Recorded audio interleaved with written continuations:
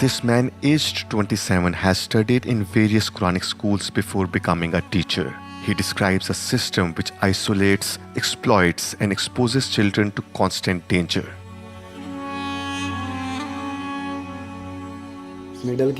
I was 12. I was the one who wanted to go to the madrasa. I wanted to do hafez, memorizing the Quran. My family didn't force me. We were so scared of the teachers that all they had to do was stare at us once to make us want to sink into the ground. We were often beaten up. If they called our name, we had to run straight away. If we were sitting down, we had to get up straight away. If they gave us an order, we had to obey without delay.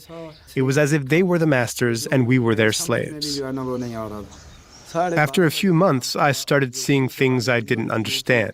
I didn't even know that such things could happen or be done. One night, it was about midnight, I was going down the corridor to go to the toilet. A bedroom window was open and I looked in. I saw a boy lying on the floor. The teacher was on top of him and they were both naked. I said nothing to anyone. I went back to my room without making a sound. I've seen this a lot. The same teachers with different boys.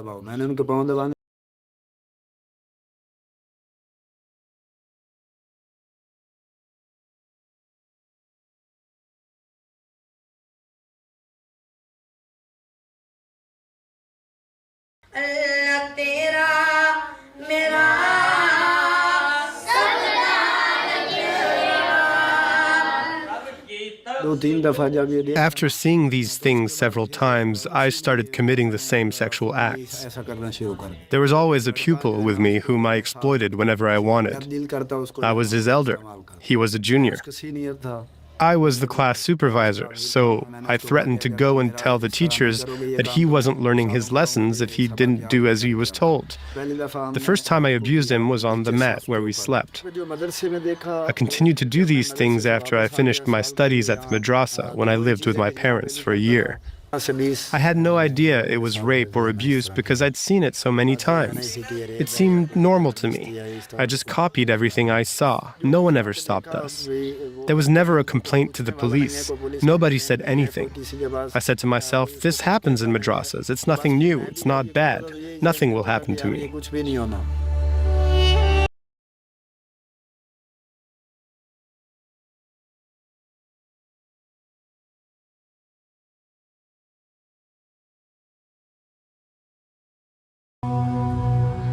In Pakistan, Quranic schools are largely privately funded and operate completely independently.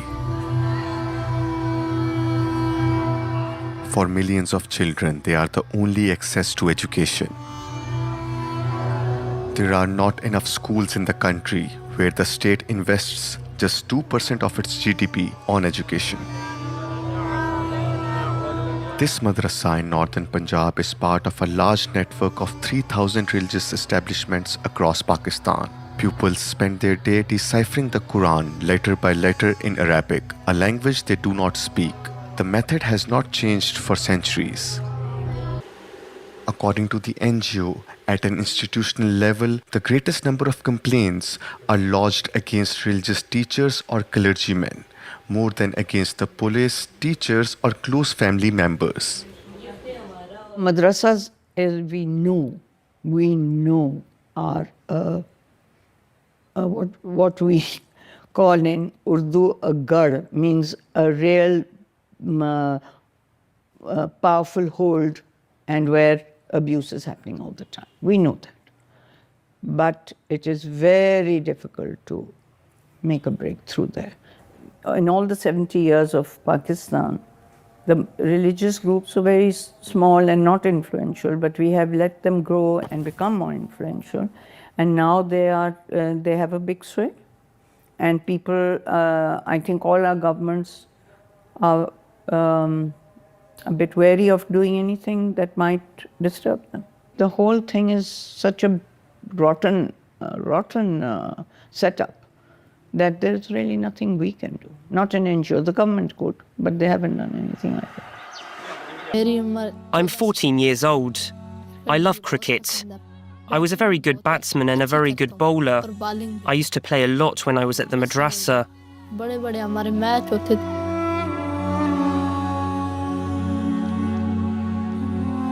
I was very excited about studying at the madrasa, but on the first day, I was worried.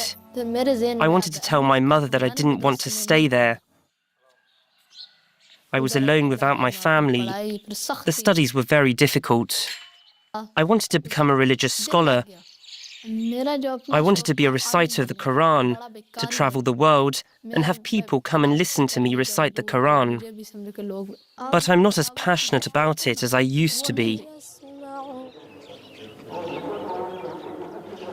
Wahid was raped by the headmaster of his Quranic school. To preserve his anonymity, we have changed his name. He hardly ever leaves his house. He lives in seclusion, out of sight, surrounded by his family, after daring to break the law of silence. When he had the courage to report his attacker to the teachers, Wahid was punished. His phone was confiscated and he was forbidden to leave the madrasa. He managed to escape a few weeks later, taking advantage of a moment of inattention. He tells us his story 2 months after his attack. It was the middle of the day. The headmaster came to the madrasa. He said he wanted to take me to clean his house. I was studying. I got on behind him on his motorbike and we went to his house. There, he told me to go into a room and start cleaning. A few minutes later, he came in and locked the door. He grabbed me and threw me on the bed. He started assaulting me, then pulled down his trousers and forcibly removed mine. I started to scream, but he put his hand over my mouth. And he did horrible things to me. I couldn't stop crying. He wouldn't let me go. Then he threatened me, if you tell anyone, your teacher or your family, I'll kill you. Nearly 250 boys study here. They come from all over Pakistan. None of them go to public school. God sent the Holy Quran as the last book for the good of humanity. It is therefore extremely important to protect this book. To preserve its words, God inscribes them in the hearts of young children who memorize them, and in that way they're passed on from generation to generation. We believe that those who send their child to a madrasa to learn the Quran will be crowned on Judgment Day, and their crown will shine brighter than the sun. Memorizing the Quran is one of the most important things in our religion. Pakistan, where 97% of the population is Muslim, is one of the poorest nations in Asia. There are 35,000 madrasas in operation, only half of which are registered with the authorities. Here, students are aged between 8 to 25 and all have the same responsibilities. It's lunchtime for the children. We prepared some rice for them. For all the daily chores, we asked them to help us, because we can't afford to employ staff to do this work.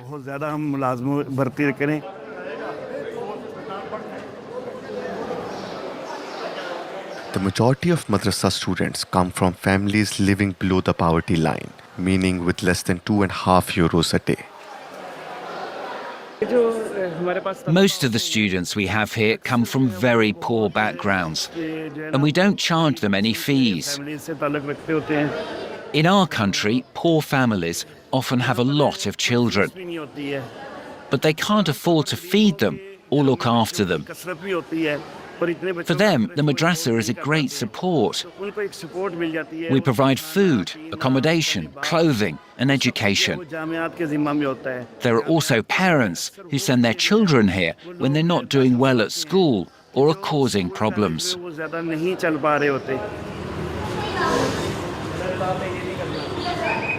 The students' daily routine is punctuated by lessons, meals, and prayers, from the first at dawn to the last late at night. There are around 100 boarders. They are cut off from their families, whom they see only once every fortnight, and only have access to their telephones on Thursday evenings. Liqaul Mohsin denies having been confronted with any case of assault on minors on his establishment. This is where the younger ones sleep. The older ones sleep separately on the floor below. The youngest are between 10 and 15, and the oldest are over 15. Temptations for the cleric means homosexuality, which is illegal in Pakistan. But he plays down the cases of rape reported in Quranic schools. Back in Kalar Kahar, Wahid goes to court today to appear before the judge. I want justice to be done. If he is severely punished, all the madrasas will be afraid of abusing a child. Today, my family and I are fighting. I'm not afraid anymore. The boy is guarded by his uncles, who form a circle around him.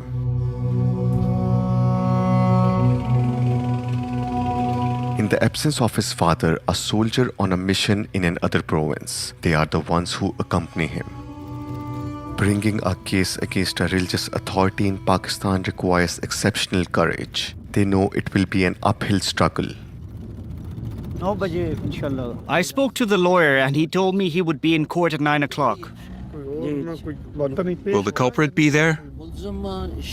Maybe he'll be there. The case will go on for years. Hearings are held every month or two, or the judge goes on holiday, so the case drags on. The accused is very strong. I'm confident we will win this case.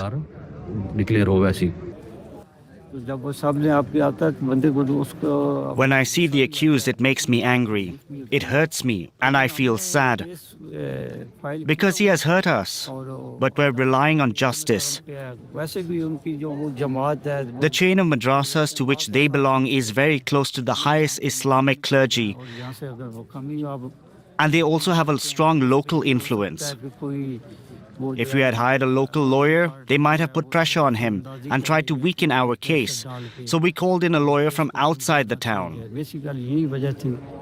The accused remains in prison for the duration of the investigation. Wahid's relatives leave the court slightly reassured. He took advantage of me. My whole life is at stake, and it's destroyed. I can't even go out. If I go out, I have to be accompanied by someone. Now they're going to come after me. They won't give up. We find Wahid's alleged attacker in the same madrasa where he was studying. We film him with a hidden camera. The cleric is still there, in direct contact with the students. Neither the government nor the network of Quranic schools to which the madrasa belongs has taken any steps to suspend him from his duties while an investigation is carried out. The matter seems to have been ignored, as if nothing had ever happened. In the district of Kasur, a bereaved father could not get justice for his son. Muhammad Salim's son died on 21st of June 2023. Samar was 8 years old. He was thrown off the roof of his madrasa after being raped. This is my son, Samar Salim. When I saw him in hospital, blood was pouring from his mouth and ears. He was in no condition to speak or open his eyes. I can't bear to look at this photo. All I can think about is killing that cleric or killing myself.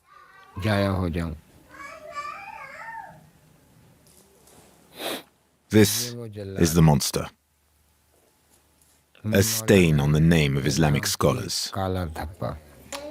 Muhammad Salim is living a walking nightmare. The death of his son was followed by divorce and separation from his 2 other children, whom he sent to live with his sister. He denounces the corruption of the police, who, he says, botched the investigation. He also questions the doctors, whom he suspects of falsifying the autopsy report. The investigator asked me for money. He said, "Your case will be handled. There will be no problem. Just give me 300,000 rupees. I don't even have 10 rupees. The culprit's relatives in the village threatened to kill me on the way to court and make it look like an accident if I kept fighting.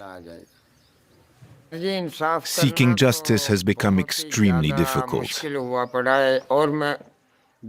When I go to court, I have to go like a criminal, hiding my face, hoping that no one will see me, for fear that someone will recognize me, catch me, and kill me.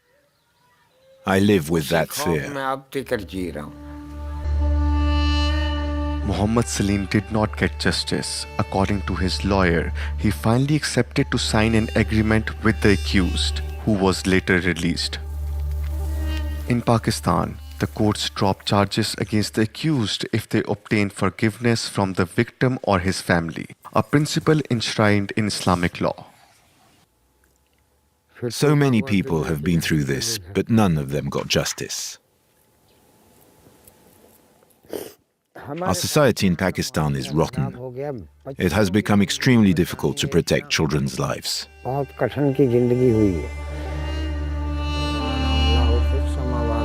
Few voices dare to denounce sexual violence against minors in this conservative and traditional country. This is the Maulvi wala. Talagang madrase के कारी के 14 साल तालिबा से ज़्यादती.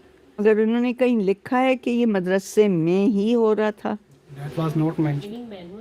Every year, the NGO publishes a report called Cruel Numbers. According to their data, around 8 cases are reported every day. But the organization estimates that the real numbers could be 10 times higher. And look, Cruel Numbers is what we monitor newspapers up to 80 to 85 daily. And we collect all the cases that come up in the newspapers of child sexual abuse, abduction, missing children, early marriages, pornography, prostitution, because all those are forms of sexual abuse. We put it onto an Excel sheet, and at the end of the year, we do a complete analysis. These cases will not include a number of other sexual abuse cases that can be reported, like oral, like touching, kissing, because these could never be proved. So the fact remains is that you will have many more cases.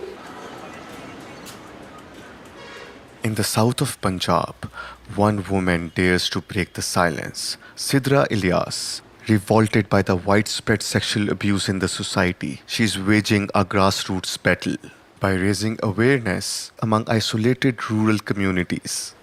Say it. Is this one okay? Yes.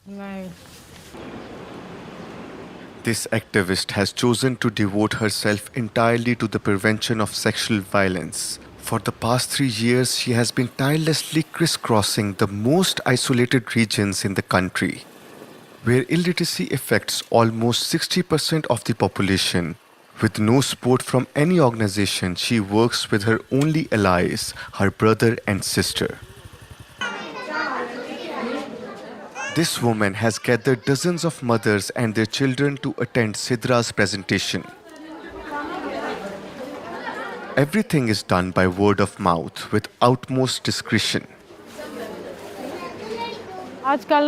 You've all heard about many cases of child rape recently. Where are most of these incidents reported? I think it's in the madrasas.